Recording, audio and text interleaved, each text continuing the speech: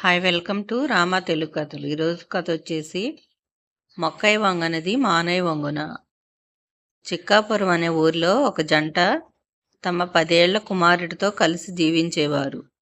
వాళ్ళ కుమారుడు ప్రతిరోజు పాఠశాలకు వెళ్ళేటప్పుడు చిరుతిళ్ళ కోసం డబ్బులు అడిగి తీసుకెళ్లేవాడు.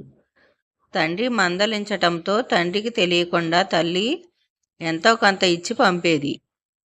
రోజు రోజుకు అతడు డబ్బులు ఇస్తే గాని స్కూలుకు వెళ్ళనని మారాన్ చేయటంతో విసుగు చెందిన తల్లి డబ్బు ఇవ్వటం మానేసింది. తర్వాత ఒకరోజు తండ్రి చొక్కా నుంచి డబ్బులు తీస్తుండగా తండ్రి గట్టిగా మందలించాడు. అప్పుడు తల్లి వెనకేసుకు వచ్చింది.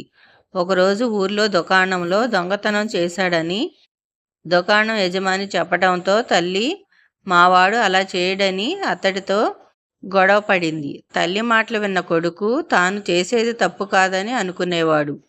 పెరిగి పెద్దవాడైనా అతడు జల్సాలకు అలవాటు పడి చిన్న చిన్న దొంగతనాలు చేసేవాడు.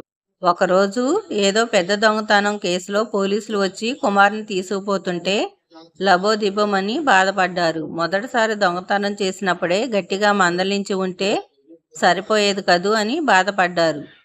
ఈరోజు కథ ఇంతేనండి. మరో కథతో కలుద్దాం.